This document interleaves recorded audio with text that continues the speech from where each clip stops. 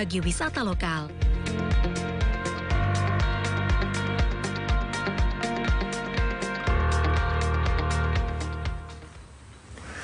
Jatim bangkit dengan tema besar wisata lokal, larangan mudik, berkah atau bencana. Ini juga merupakan sebuah dialog yang terbuka dan bisa dimanfaatkan untuk Anda sebagai orang-orang yang memanfaatkan liburan lebaran. Baik, untuk informasi awal saya coba manfaatkan peluang untuk penggalian diskusi dengan Pak Ahmad. Pak Ahmad Nyun Sewu, dengan situasi kebijakan pemerintah yang dibuat seperti sekarang ini, larangan mudik, ini apa yang dikelola atau dilakukan kawan-kawan Dinas Pariwisata Mojokerto untuk bisa menggairahkan wisata khususnya di Mojokerto? Monggo Pak Ahmad.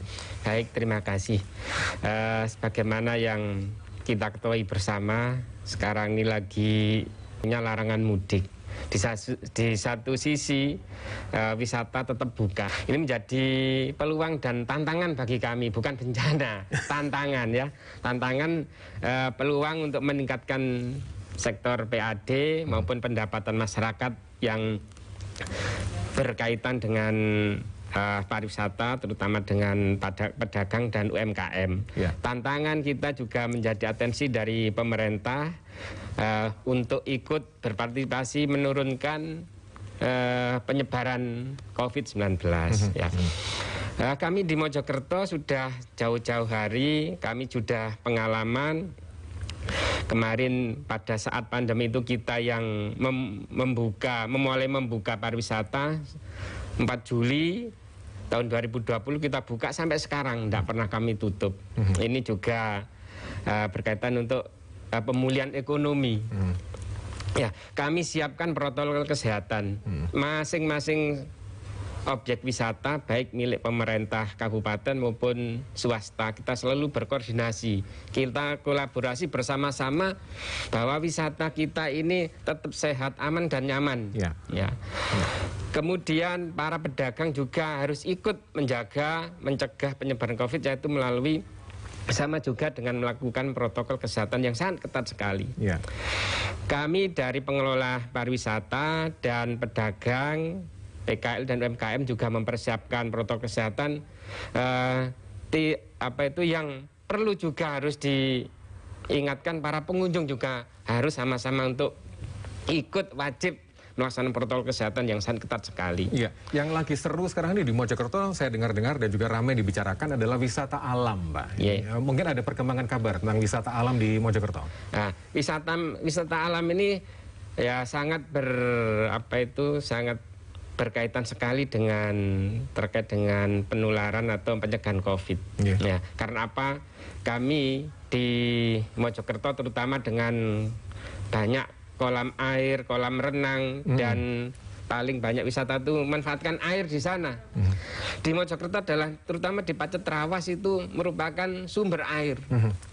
Jadi sangat aman sekali. Nah, kita tidak melakukan atau pencampuran melalui dengan campuran bahan kimia, kapur dan sebagainya, tidak. Baik, nanti kita dalami lagi Pak untuk potensi wisata alam di Mojokerto karena kita tahu bahwa Mojokerto punya banyak lokasi yang bisa dijujuk dan jadi cucuan wisata. Ya. Kita kembali sesudah pesan-pesan berikut.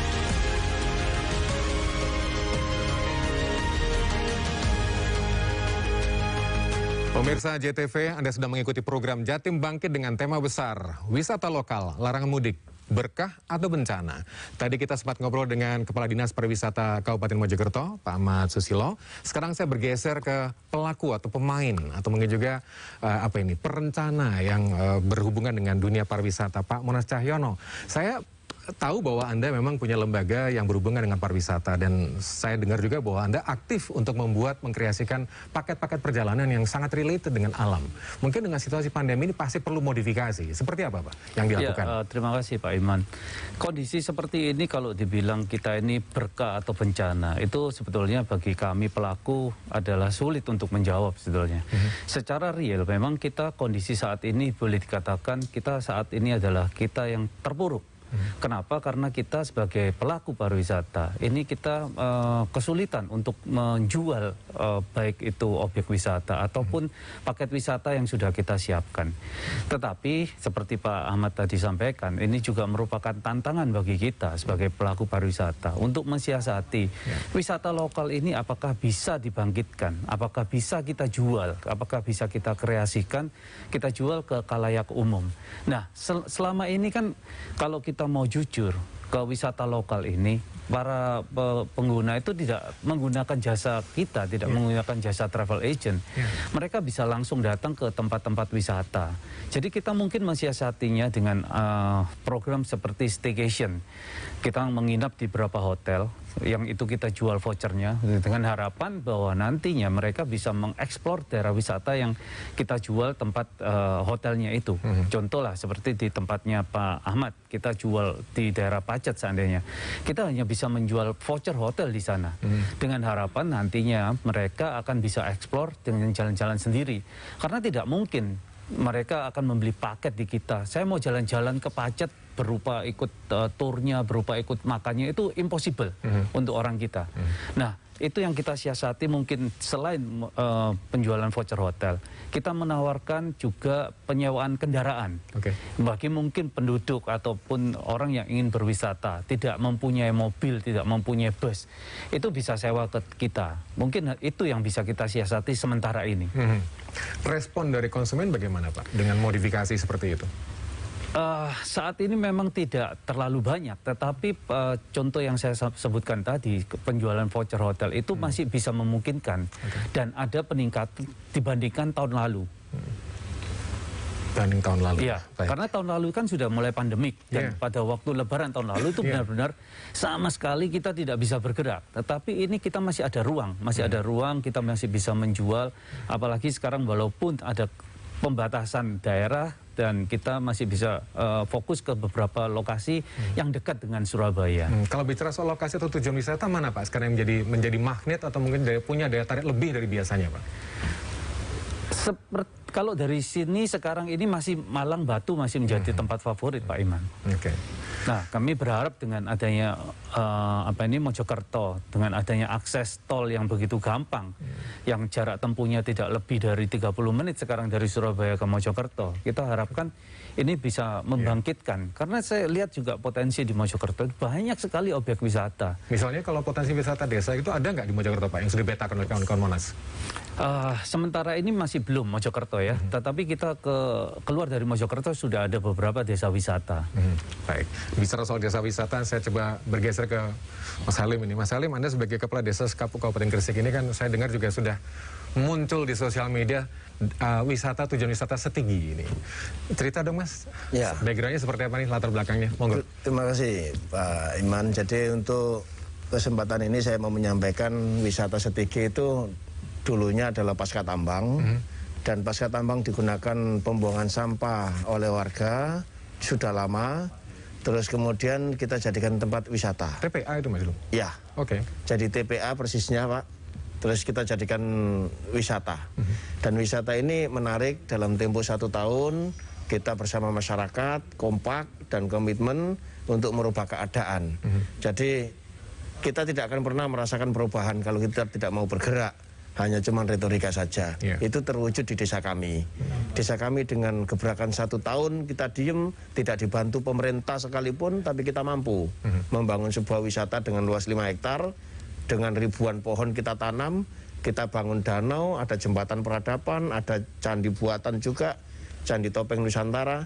Jadi lebih jelasnya yang disampaikan Pak Iman tadi memang benar, di sosmed atau tinggal searching aja Setigi, Selo, Tirtogiri, Desa Sekapuk akan muncul berbagai berita dan juga spot foto di sana. Penghijauan, bikin danau dan juga fasilitas penunjang untuk wisata itu kalau bicara soal biaya itu dari mana Pak duitnya Pak? Ya, kalau bicara biaya saat itu ya dari swadaya masyarakat karena kita memang gali potensi secara maksimal, baik potensi alam maupun potensi SDM-nya, masyarakatnya.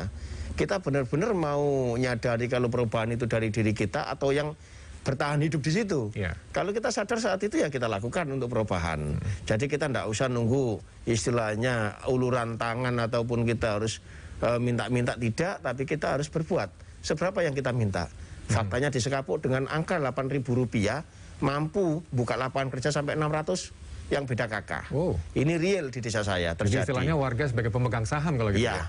Jadi kita sepakati angka per surat sahamnya 2.400.000 untuk mendapatkan itu berarti masyarakat saya aja untuk nabung Rp8.000. Kalau sudah itu dilakukan dan kita buktikan sudah jalan, akhirnya sekarang dirasakan oleh semuanya. Bahkan di sana kita buka ada pasar kuliner wisata. Terus kemudian Jadi tidak usah khawatir kalau pengunjung-pengunjung tidak usah bawa bekal, apalagi ini COVID pandemi. Yang penting bisa sampai di sana, ya bisa. Dan ini juga harapan saya pemerintah, kalau bisa ya dipilah-pilah lah. Ada kelonggaran. Tidak semuanya yang namanya wisata atau tempat rekreasi itu harus ditutup atau harus ditekan untuk ditakut-takuti. Ini juga sangat merugikan. Menarik tadi temanya itu. Ini apa namanya? Larangan mudik. Berkah atau bencana? Iya, larangan mudik itu berkah atau bencana. Saya bicara COVID ini memang sudah bencana kok, pandemi sedunia. Tapi kita tidak boleh istilahnya frustasi karena pandemi. Tapi kita harus tetap tingkatkan prestasi. Ini perlu kita tanamkan kepada masyarakat karena pada dasarnya imun bisa meningkat kalau kita tidak stres. Itu dia. Jadi itu akan melahirkan sebuah imun yang kuat. Imun yang kuat ya harus juga disertai dengan iman yang kuat. Kita pasrah. Perjalanan akan aman. Jadi ya kalau datang ke pariwisata tidak usah ragu-ragu, datang aja. Pemerintah juga gitu, tidak usah berbelit-belit. Kalau memang wisata itu tidak berbahaya, ya silakan dikawal, diarahkan. Jangan main larang-larang berkerumun. Apanya yang berkerumun? Kita juga butuh ekonomi putaran. Kalau kayak strategi ini Pak ceritanya. Di desa saya, area 5 hektar ini terbuka. Tidak ada ruang ber-AC. Nanti kita dalami lah soal gitu. Baik. Terima kasih Pak Iwan. Ini baru permukaan, karena namanya Mas Halim sudah semangat sekali untuk cerita tentang potensi desa wisata setingginya. Nanti kita akan kupas lagi dalam pendalaman berikutnya. Kita kembali sesudah informasi berikut.